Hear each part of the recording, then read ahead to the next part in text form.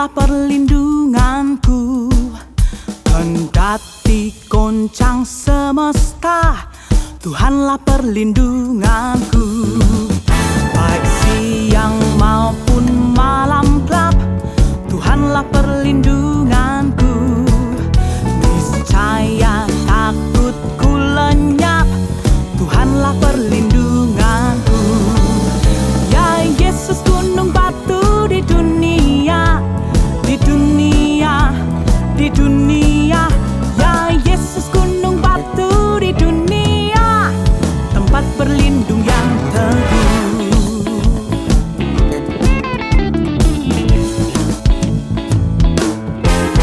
Di badai topan dunia, Tuhanlah perlindunganku. Kendati goncang semesta, Tuhanlah perlindunganku. Ya Yesus, gunung batu di dunia, di dunia, di dunia. Ya Yesus, gunung batu di dunia, tempat berlindung yang teguh. Ya Yesus, gunung batu di dunia, di dunia, di dunia. Ya Yesus, gunung batu di dunia, tempat berlindung yang teguh.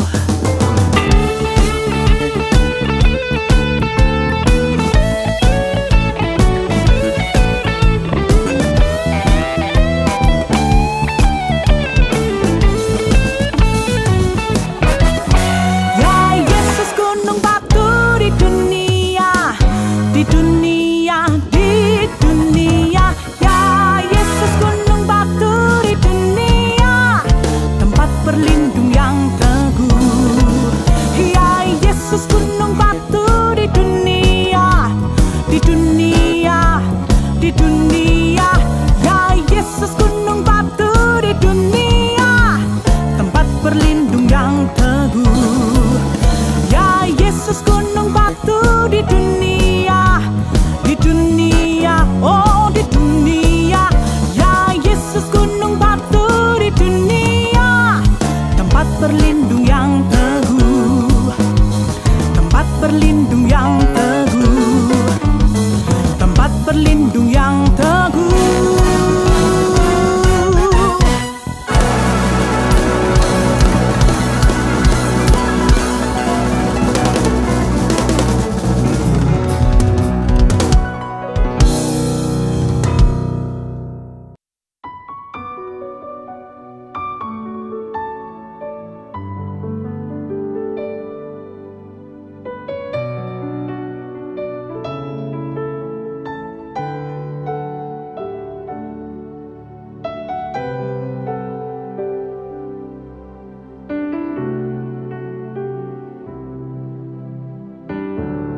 Dipenuhi kemuliaan, dipenuhi pujian, kami berikan padamu, Tuhan, korban pujian. Kau saja yang suci, Kau saja yang layak, Kau layak terima glori. Yesus, Kau Tuhan, Kau saja yang suci, Kau saja yang layak, Kau layak terima glori. Hanya Kau Tuhan.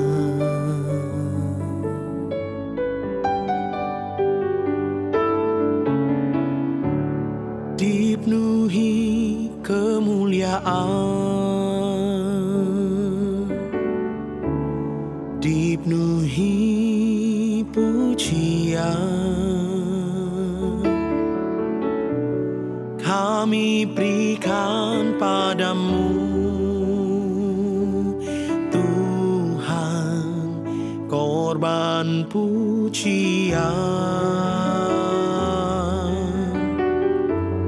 Kau saja yang suci, Kau saja yang layak, Kau layak terima glori. Yesus, Kau Tuhan, Kau saja yang suci, Kau saja yang layak, Kau layak terima glori. Hanya Kau Tuhan, Kau saja yang suci, Kau saja yang layak, Kau layak terima glori. Yesus, Kau Tuhan, Kau saja yang suci, Kau saja yang layak, Kau layak terima glori. Hanya Kau Tuhan.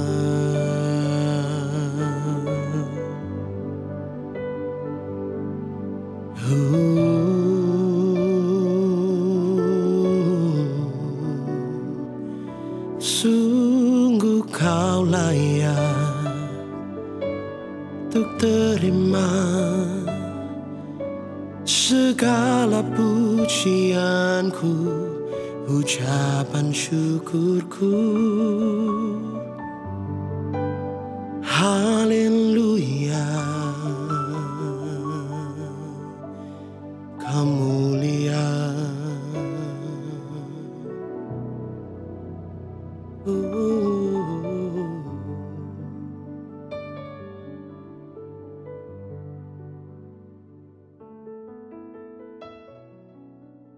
Shalom Bapak Ibu Jemaat GSKI Betani Nginden, Betani Manyar, Citraland, Sukomanunggal, dan seluruh cabang-cabangnya sekota Surabaya. Senang sekali pagi ini kita bisa bertemu kembali dalam ibadah online. Kita akan merenungkan kebenaran firman Allah. Pagi ini terlebih dahulu mari kita tundukkan kepala, kita berdoa bersama-sama. Mari kita berdoa. Bapa, kami bersyukur pagi hari ini kami memasuki bulan Desember, tanggal 6 Desember hari ini 2020 kami bisa bersekutu dengan Tuhan, kami bisa memuji menyembah-Mu, kami beroleh kesempatan untuk mendengar kebenaran firman-Mu. Bagi kami sungguh sebuah anugerah yang luar biasa. Terima kasih untuk tangan-Mu yang menyertai kami. Jika kami melihat ke belakang, kami tahu Tuhanlah yang menuntun langkah kami sehingga kami bisa melewati hari-hari kami sedemikian rupa. Dan hari ini, pada pagi ini kami mau merenungkan kebenaran firman-Mu. Kami buka hati dan pikiran kami. Urapilah kami semua, hamba-Mu yang memberitakan, umat-Mu yang mendengar, biar kami semua sama-sama diurapi. Terpujilah nama-Mu, kami berdoa kepada Allah yang hidup, demi nama Tuhan Yesus Kristus Juru Selamat kami. Haleluya. Amin.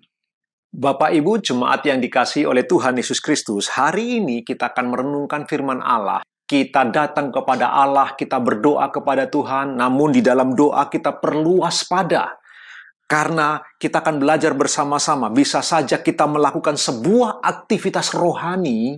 Berdoa adalah aktivitas rohani. Berdoa adalah disiplin rohani yang didorong oleh firman Allah. Tuhan Yesus mendorong kita untuk berdoa, namun kita perlu waspada dalam berdoa. Bapak Ibu, mari kita membuat sebuah asumsi di awal ini, Bapak Ibu. Ingatlah baik-baik, berdoa dengan sikap hati yang benar tidak mungkin berdosa. Saya ulang Bapak Ibu, ini kalimat preposisi kita bersama-sama. Berdoa dengan sikap hati yang benar tidak mungkin berdosa. Karena itulah Bapak Ibu, berdoa itu hati berbicara lebih keras di surga daripada semua perkataan mulut kita.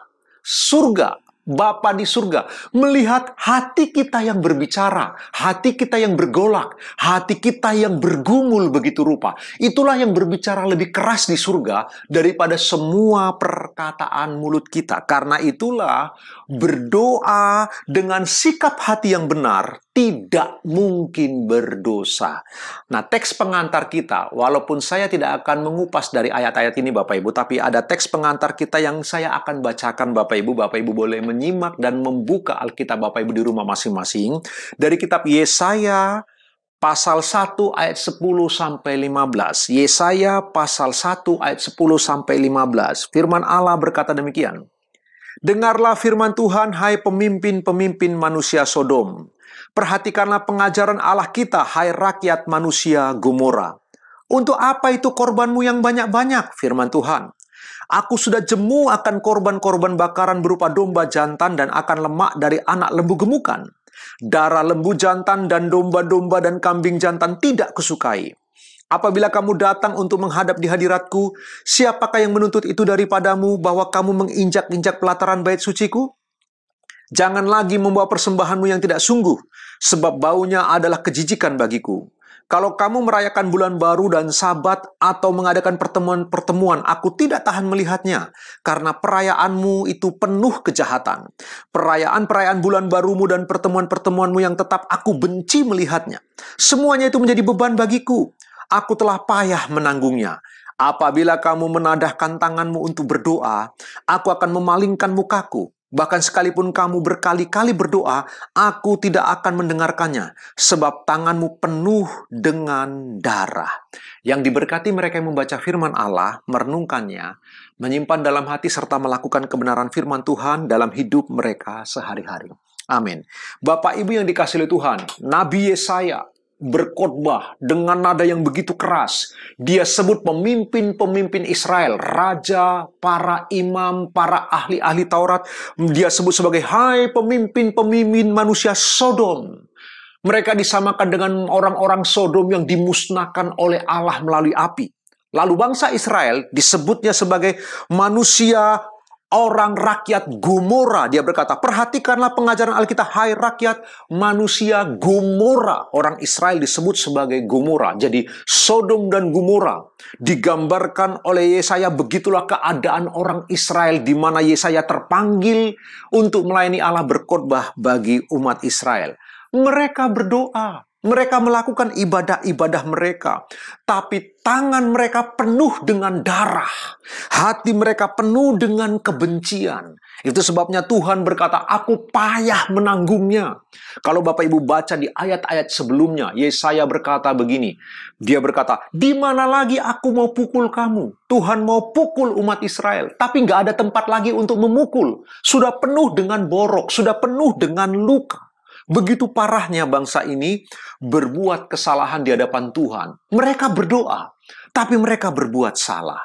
Nah, hari ini Bapak Ibu dikasihi Tuhan, mari kita merenungkan kebenaran firman Tuhan. Firman Tuhan ini bersifat preventif, pencegahan bagi Bapak, Ibu, dan saya. Bapak Ibu dikasihi Tuhan, seorang hamba Tuhan berkata begini, seseorang bisa saja melakukan aktivitas rohani, tapi dengan motivasi duniawi. Sementara yang lain ada melakukan aktivitas jasmani, tapi motivasinya rohani. Saya beri contoh Bapak Ibu. Ada orang yang melakukan aktivitas rohani. Dia melayani, dia berdoa, dia berkhotbah, dia barangkali besuk. Sebuah aktivitas rohani. Tapi motivasinya begitu duniawi.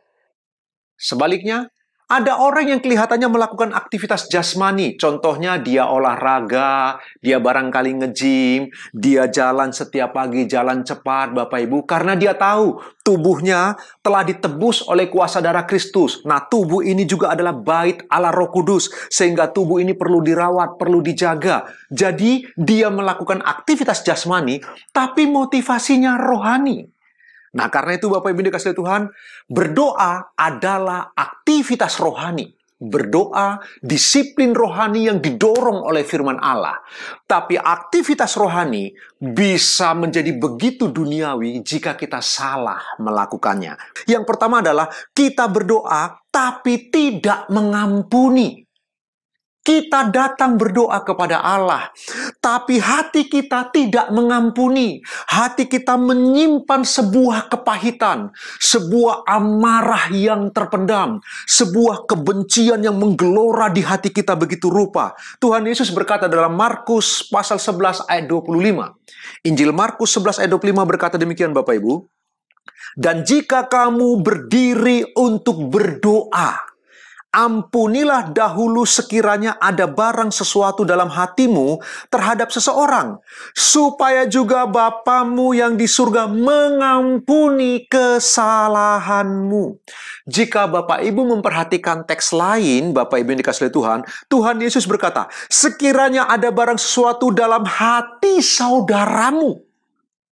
Dia berkata begitu Bapak Ibu yang dikasihi Tuhan. Jadi Bapak Ibu yang dikasihi Tuhan, Tuhan Yesus mengatakan, kalau kita berdoa, tetapi di dalam hati kita ada sesuatu yang gak beres dengan saudara kita. Atau sesuatu yang kita tahu tidak beres di hati saudara kita tentang kita.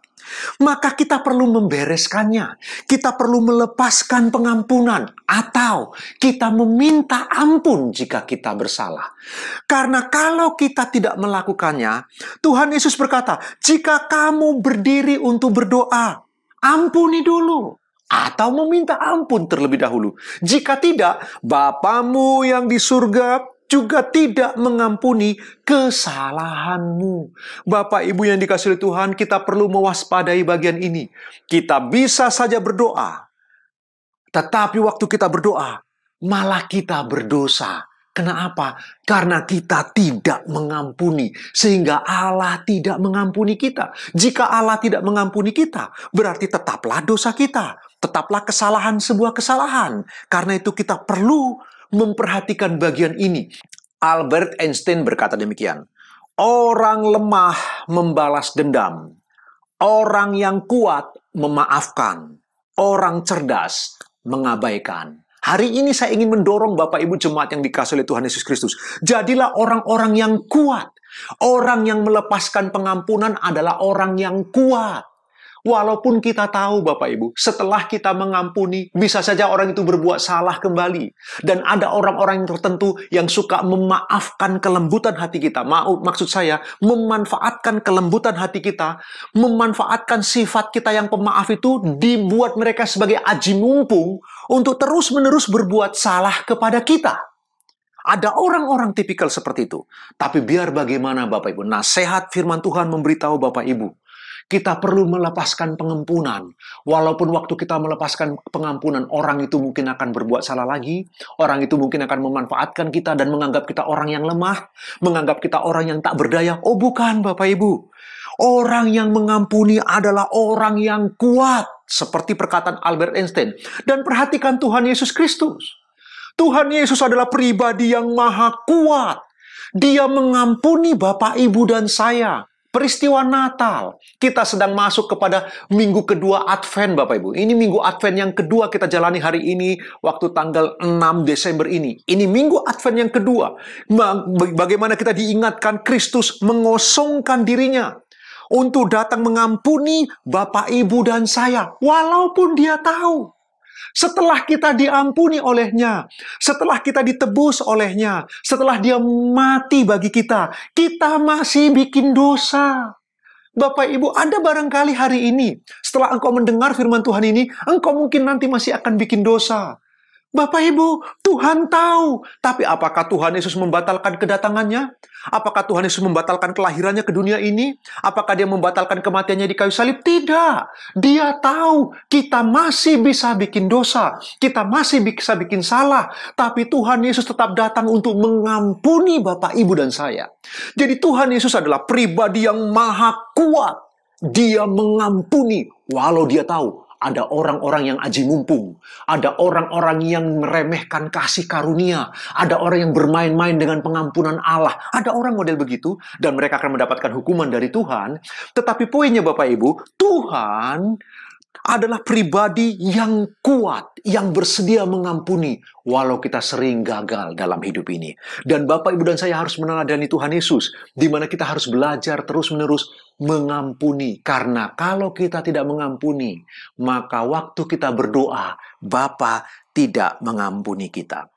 Bapak, Ibu, ada seorang kontributor dari CNN, seorang wanita kontributor CNN, Bapak Ibu, Mel Robbins, dia juga punya acara di CNN. Dia mengatakan kalimat ini, walaupun kalimat ini sangat antroposentris, tapi sekurang-kurangnya, kalau Bapak Ibu dan saya begitu sulit untuk mengampuni seseorang, coba perhatikan nasihat dari Mel Robbins. Dia berkata demikian, ampuni orang lain, bukan karena mereka pantas mendapatkan pengampunan, tetapi karena Anda pantas mendapatkan kedamaian. Bapak Ibu yang dikasihi oleh Tuhan, ayo belajar melepaskan pengampunan.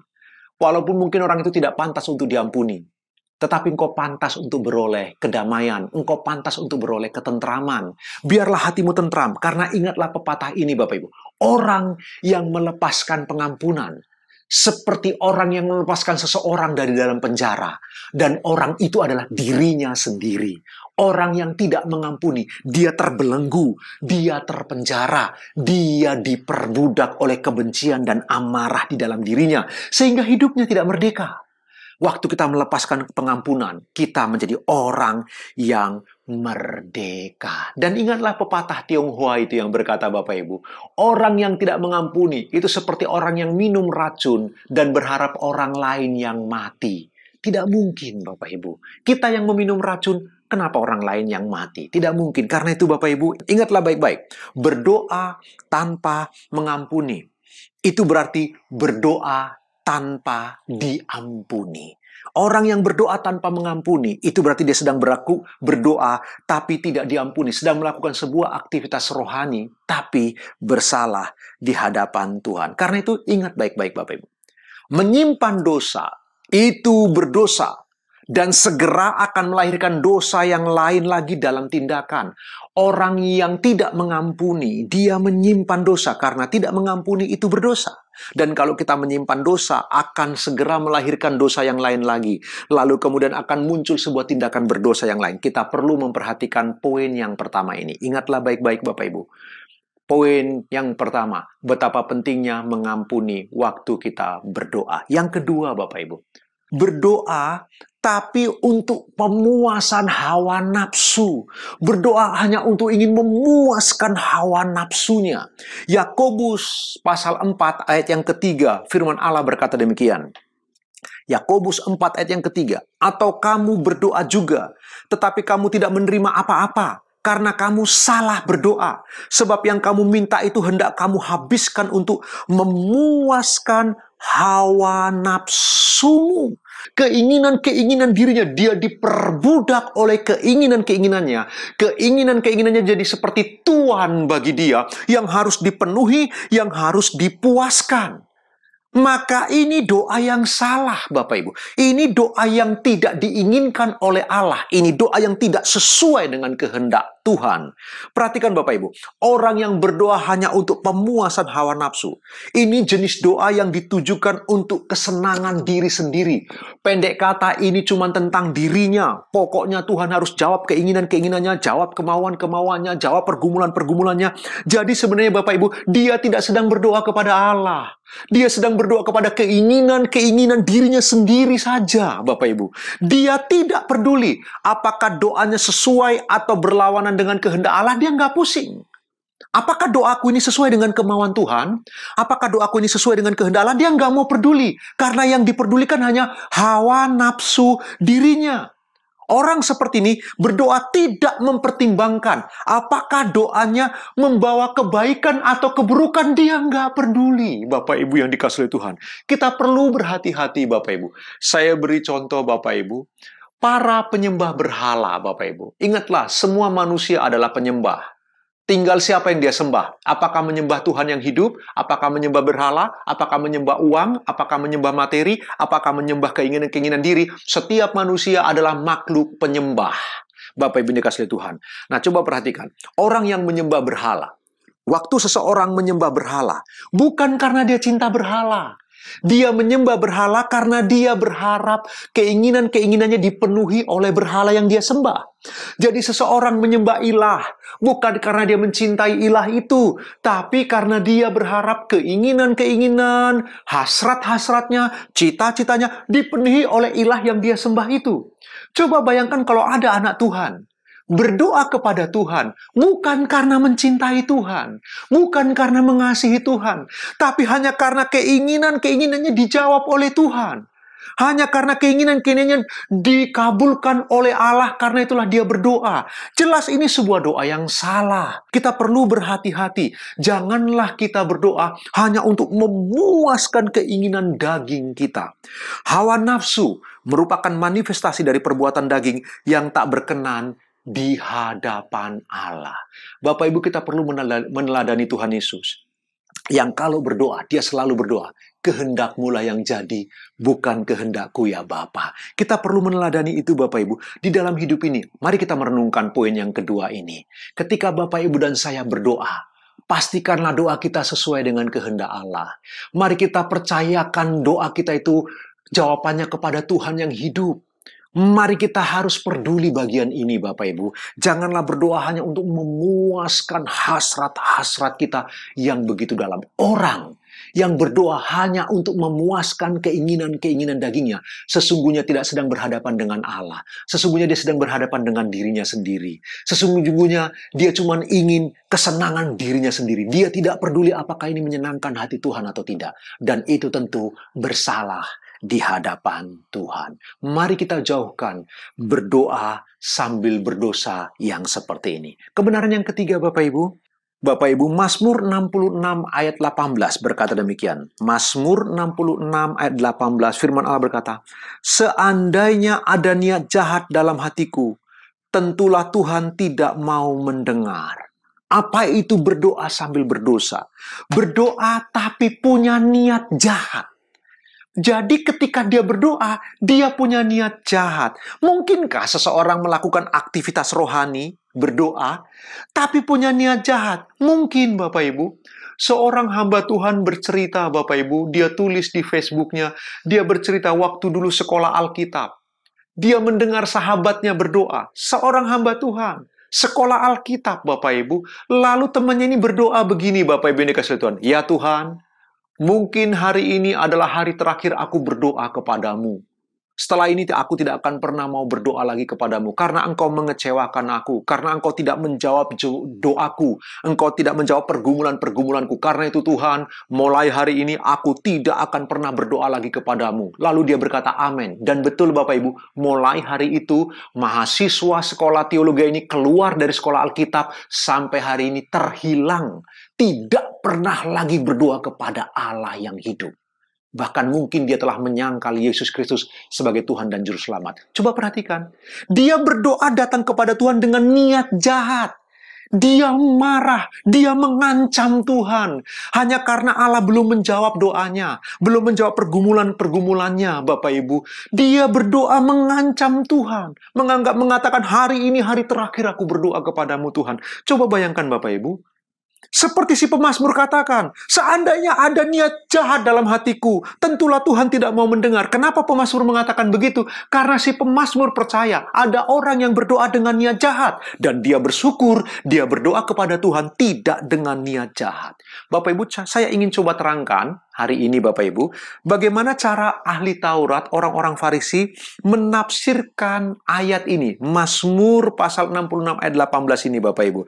Yang menarik Bapak Ibu, Bapak Matthew Henry, salah seorang pakar, Bapak Ibu, William Barclay juga mengatakannya Bapak Ibu. Mereka mengatakan begini, Cara orang Farisi menafsirkan ayat ini, Bapak Ibu, mereka berkata, jika aku hanya membiarkan dosa-dosa di dalam hatiku, dan pelanggaran tidak terlahir dalam perkataan dan perbuatanku, tentulah Allah tidak mau mendengar. Maksudnya, menurut Bapak Mitri, maksudnya begini, dia tidak akan marah terhadapku, tidak akan memperhatikannya, sehingga mempersalahkan aku karenanya, seolah-olah dosa-dosa di dalam hati bukanlah dosa dalam pandangan Allah. Jadi orang Farisi, ahli Taurat orang Israel, menafsirkan ayat ini, mereka mengatakan begini, kalau cuman keinginan, kalau cuman niat saja, kalau cuman kemauan-kemauan yang terpendam tapi tidak pernah dilakukan dalam sebuah tindakan. Jadi, kalau cuman keinginan tapi tidak dibuahi dalam sebuah tindakan, maka itu tidak dosa. Orang Farisi berkata begitu terhadap teks ini. Itu tidak benar. Yesus mengatakan mengingini saja sudah berdosa. Seseorang melihat perempuan lalu mengingini saja telah berzina di dalam hatinya. Pertanyaannya, mungkinkah berdoa dengan hati yang jahat? Mungkin. Kenapa?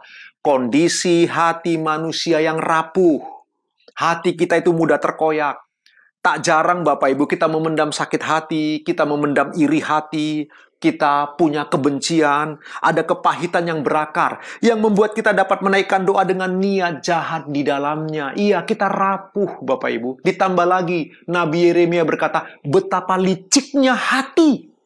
Hati kita itu licik, Bapak Ibu. Kita perlu introspeksi diri setiap hari. Kita perlu menjaga hati kita dengan segala kewaspadaan. Karena dari sana terpancar kehidupan, kata si Amsal, Bapak Ibu.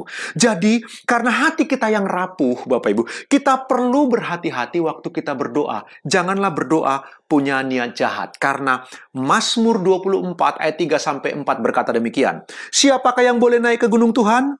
Siapakah yang boleh berdiri di tempatnya yang kudus? Orang yang bersih tangannya dan murni hatinya, yang tidak menyerahkan dirinya kepada penipuan, dan yang tidak bersumpah palsu. Jadi firman Allah memberitahu kita Bapak Ibu, kita perlu berhati-hati.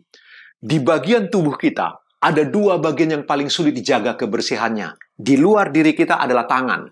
Tangan ini paling sulit dijaga kebersihannya. Makanya sekarang kita masa pandemi disuruh sering-sering rajin-rajin mencuci tangan kita. Sekali kita cuci tangan, Bapak Ibu, orang berkata 1 juta kuman rontok. Kita harus rajin cuci tangan.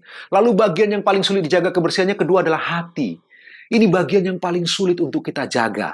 Dan kita perlu berhati-hati Bapak Ibu. Kita perlu menjaga hati kita. Karena hati kita tuh rapuh. Kita perlu menjaganya dengan berhati-hati. Albert Einstein berkata demikian Bapak Ibu. Jauh lebih mudah mengubah dan merekayasa atom-atom plutonium daripada mengubah sifat jahat yang berdiam di dalam diri manusia. Jadi bagi Einstein, merekayasa atom-atom plutonium itu lebih mudah daripada Bapak Ibu mengubah sifat jahat dalam diri manusia. Apa itu? Hati kita. Betapa sulitnya, karena itu kita perlu membawa hati kita kepada Kristus. Membiarkan dia membasuh dengan kuasa darahnya untuk mengubah hati kita, dianugerahkan kita hati yang baru. Pentingnya firman Allah kita baca setiap hari supaya hati kita diperbaharui oleh firman Tuhan senantiasa. Karena bisa saja waktu kita melakukan aktivitas rohani, yaitu berdoa. Yang keempat Bapak Ibu, waktu kita berdoa untuk mencari perhatian orang lain. Kita berdoa cuma mencari penilaian orang lain. Matius 6 ayat yang kelima, Tuhan Yesus berkata demikian. Dalam Matius 6 ayat yang kelima. Dan apabila kamu berdoa, janganlah berdoa seperti orang munafik. Mereka suka mengucapkan doanya dengan berdiri dalam rumah-rumah ibadat dan pada tikungan-tikungan jalan raya, supaya mereka dilihat orang. Aku berkata kepadamu, sesungguhnya mereka sudah mendapat upahnya. Bapak Ibu, berdoa cuma ingin dilihat orang. Berdoa supaya mendapat perhatian dan penilaian orang lain, supaya dianggap lebih rohani, supaya dianggap lebih saleh barangkali, supaya dianggap orang Kristen kah? Tuhan Yesus mengkritisi dengan sangat keras. Dan apabila kamu berdoa, jangan berdoa seperti orang munafik. Bapak Ibu, seperti apa orang munafik berdoa? Mereka suka mengucapkan doanya berdiri di rumah-rumah ibadat. Yesus berkata, di tikungan-tikungan jalan, supaya dilihat orang. Bapak Ibu, tidak salah berdoa dengan cara berdiri. Tidak salah berdoa di rumah-rumah ibadat. Tidak salah berdoa di tikungan-tikungan jalan. Enggak salah Bapak Ibu. Apa maksud Tuhan Yesus? Kalau Bapak Ibu memahami Maksud Tuhan Yesus dalam konteks sejarah di zamannya, Bapak Ibu, orang Israel berdoa itu 1 hari 3 kali. Seperti yang dilakukan oleh Daniel, 1 hari 3 kali dia naik ke suatu rumah. Jadi orang Israel selalu berdoa 1 hari 3 kali. Mungkin jam 6 pagi, jam 12 siang, dan jam 6 sore. Itulah cara orang Israel berdoa kepada Tuhan. 3 kali 1 hari. Nah Bapak Ibu, kadang-kadang karena mereka kebanyakan beternak, mereka juga para agraris Bapak Ibu, mereka juga berladang, maka ketika mereka ada di ladang atau mereka berternak di padang rumput sana, tiba waktunya jam berdoa, jam 12 siang. Kalau sudah jam berdoa, jam 12 siang, mereka ada di belantara sana atau di ladang mereka sedang bercocok tanam. Tidak mungkin mereka pulang untuk datang ke rumah Allah, ke bait Allah, atau ke sinagoga, rumah Allah yang lebih kecil disebut sinagoga. Mereka tidak mungkin bisa pergi ke sana. Karena waktunya berdoa jam 12 siang, maka mau tidak mau mereka akan berdoa di ladang. Mereka akan buka alas mereka tikar, begitu barangkali mereka akan buka alas mereka untuk mereka berdoa di ladang, atau mereka sedang di padang belantara, di tikungan-tikungan jalan. Jadi tidaklah salah berdoa di ladang, di tikungan jalan, di rumah ibadah dengan cara berdiri. Itu tidak salah. Kemudian apa yang dikritisi Tuhan Yesus? Orang-orang Farisi dan ahli Taurat. Mereka tahu berdoa 1 hari 3 kali, jam 6 pagi, jam 12 siang, dan jam 6 sore. Jadi mereka sudah mengukur Bapak Ibu. Mereka ukur bahwa jarak rumah mereka ke pasar itu 30 menit kalau jalan kaki. Karena jarak mereka dari rumah ke pasar 30 menit, maka mereka sengaja dari rumah berangkat jam 11.30 siang. Jadi waktu jam setengah 12 mereka berangkat dari rumah, sampai di pasar persis jam 12 siang. Karena sampai di pasar jam 12 siang, mereka akan gelar tikar mereka harus berdoa jam 12 siang. Mereka sengaja sampai di tempat jam 12 siang. Lalu mereka akan menggelar tikarnya, mereka akan berdoa. Bayangkan di tengah pasar, semua orang di pasar sedang sibuk barangkali tawar-menawar, mereka sedang sibuk bertransaksi, mereka sedang sibuk jual-beli, lalu ada orang berdiri sambil berdoa kepada Tuhan. Coba bayangkan suasana itu Bapak Ibu. Apa yang terjadi? Orang yang di pasar merasa minder. Yang di pasar merasa, kami begitu duniawi ya, kami sibuk dengan dagangan kami sibuk dengan belanjaan kami untuk kebutuhan makan, tapi orang itu wah luar biasa, dia bisa berdiri sambil berdoa, dia mengutamakan Tuhan ya, orang itu begitu rohani luar biasa. Nah orang-orang pasti minder melihat diri mereka dan kagum melihat orang yang berdoa jam 12 siang di tengah pasar. Mereka mungkin kagum lalu memberi hormat lebih, mereka memuji-muji orang-orang yang seperti itu.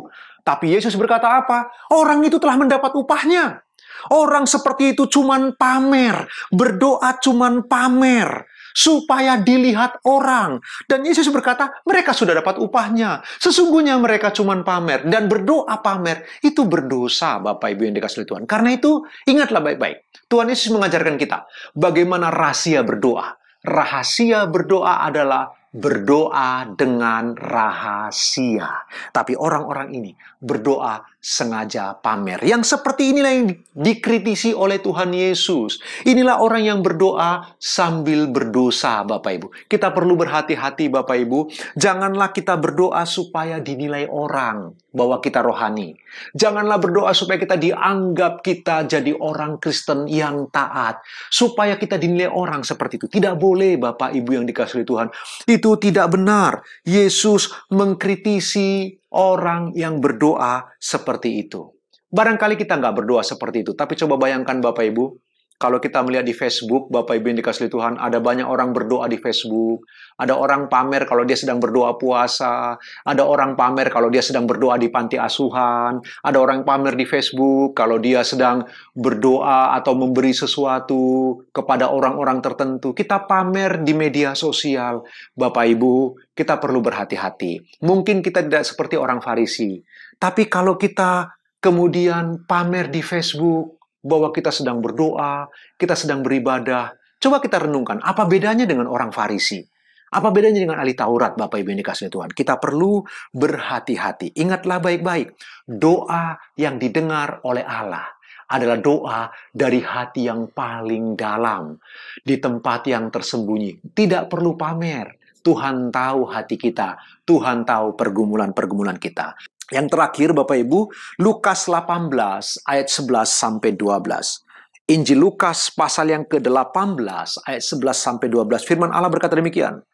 Orang Farisi itu berdiri dan berdoa dalam hatinya begini, "Ya Allah, aku mengucap syukur kepadamu karena aku tidak sama seperti semua orang lain, bukan perampok, bukan orang lalim, bukan pezina, dan bukan juga seperti pemungut cukai ini.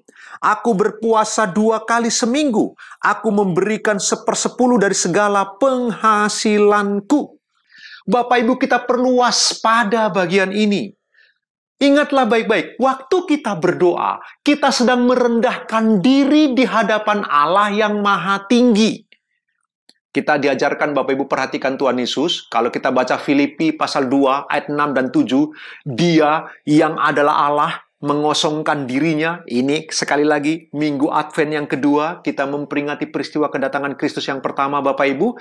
Ingatlah, Dia mengosongkan diri, kesetaraan dengan Allah tidak dianggap sebagai milik yang harus dipertahankan. Dia mengosongkan dirinya menjadi manusia, manusia hamba, hamba yang taat, taat sampai mati, mati di kayu salib. Dia begitu merendahkan diri, serendah-rendahnya, sampai tidak seorang pun bisa merendahkan Kristus lagi. Ingat, itulah teladan kita. Waktu kita berdoa, kita merendahkan diri serendah-rendahnya. Tapi bagaimana mungkin kita sedang merendahkan diri di hadapan Allah yang Maha Tinggi, tapi kita merendahkan orang lain di dalam doa. Kita menganggap diri kita lebih saleh, kita menganggap diri kita lebih suci, kita menganggap diri kita lebih benar dari orang lain. Perhatikan orang Farisi ini. Dia berdoa dengan berdiri. Hatinya itu begitu sombong. Dia berkata, "Aku mengucap syukur ya Allahku. Aku tidak sama seperti pemungut cukai ini." Coba bayangkan Bapak Ibu. Berdoa tapi menghakimi. Berdoa, tapi menganggap diri lebih benar dari yang lain. Begitu merendahkan diri, merendahkan orang lain, Bapak Ibu. Ini tidak benar.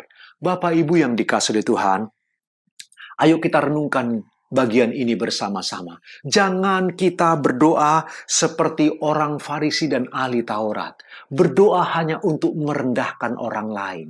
Dengan kata lain, mereka berdoa hanya untuk meninggikan diri di atas orang lain. Bukankah ini sebuah kemunafikan, Bapak Ibu? Bukankah ini sebuah kesombongan yang luar biasa? Seharusnya berdoa adalah merendahkan diri di hadapan Allah. Bukan merendahkan orang lain di hadapan Allah. Bukan. Berdoa adalah kita merendahkan diri di bawah tangan Allah yang penuh kuasa. Bapak Ibu yang dikasihi Tuhan, ayo kita renungkan bagian ini bersama-sama. Waspadalah. Sekali lagi, berdoa adalah aktivitas rohani yang didorong oleh firman Allah.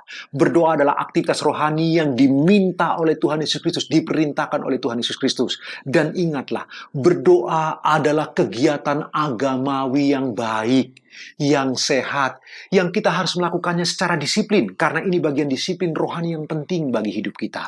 Mari kita merenungkan kebenaran firman Tuhan ini, Bapak Ibu yang dikasihi Tuhan. Tuhan Yesus memberkati Bapak Ibu. Kita tundukkan kepala, kita berdoa. Mari kita berdoa. Bapa dalam surga, kami bersyukur hari ini kami merenungkan firman-Mu. Kami diperingatkan supaya kami berhati-hati. Karena bisa saja aktivitas rohani yang begitu baik bisa menjadi bersalah di hadapan Tuhan jika kami melakukannya dengan cara yang salah. Tolonglah kami Tuhan, supaya waktu kami mendisiplin diri kami dalam kehidupan doa, kami berdoa sesuai dengan kehendak Allah. Kami berdoa untuk kemuliaan Allah. Kami berdoa untuk menyenangkan hati Allah. Tolonglah kami ya Tuhan. Kami berdoa bukan untuk sekedar pemuasan diri kami, pemuasan nafsu kami, pemuasan keinginan-keinginan diri kami, sampai kami tidak peduli dengan doa kami benar atau salah, baik atau buruk, kami tidak peduli. Ampuni kami. Tolong kami Tuhan, supaya kami lebih dewasa lagi, supaya kami bertumbuh lebih matang lagi. Di tengah pandemi yang seperti ini Tuhan, kami banyak di rumah, kami banyak berdoa, karena kami membutuhkan perlindungan dari Tuhan, karena kami membutuhkan pertolongan dari Allah. Namun demikian, kami bersyukur firman-Mu datang kepada kami supaya waktu kami menaikkan doa-doa kami kepadamu, kami perlu berhati-hati. Kami perlu berdoa dengan kesadaran penuh. Kami berdoa dengan akal budi yang sudah dibaharui oleh firman-Mu. Kami berdoa dengan hati yang telah dikuduskan oleh kuasa darah Kristus. Sehingga waktu kami berdoa, Kami tidak egois tentang diri kami sendiri, tapi kami berdoa untuk kemuliaan Allah. Kami berdoa untuk gereja Tuhan. Kami berdoa untuk orang-orang percaya yang lain. Kami berdoa untuk pekabaran Injil di mana-mana. Kami berdoa untuk anak-anak Tuhan yang teraniaya. Kami berdoa untuk gembala kami yang memperhatikan kami. Kami berdoa untuk pemimpin-pemimpin rohani kami yang berjaga-jaga atas kerohanian kami. Tuhan tolonglah, supaya waktu kami berdoa sungguh-sungguh, kami berdoa dengan hati yang menyenangkan Tuhan. Berkati seluruh jemaat-Mu tanpa terkecuali ya Tuhan, dimanapun mereka berada. Dari tempat mereka masing-masing mereka beribadah Tuhan, Engkau sumber berkat yang sejati. Kami bersyukur untuk kebenaran firman-Mu, bagimulah segala pujian dan hormat dan kemuliaan sampai selama-lamanya. Dalam nama Tuhan Yesus Kristus, haleluya. Amin.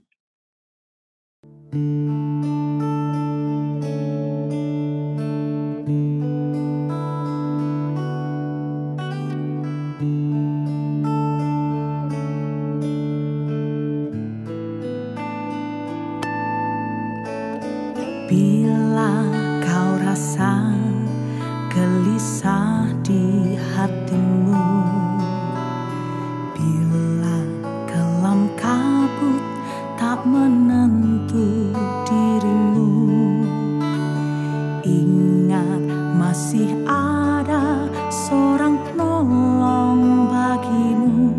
Yesus tak pernah jauh darimu.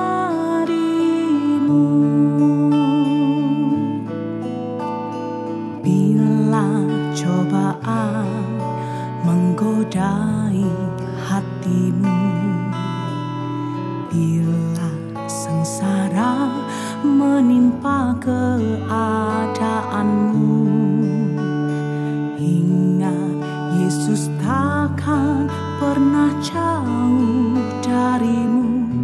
Dia selalu pedulikan kamu. Berseru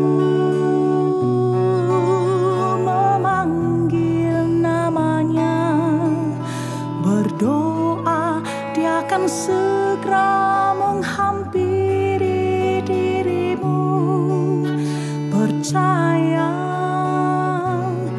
Dia tak jauh darimu, Dia hanya sejauh doa. Berseru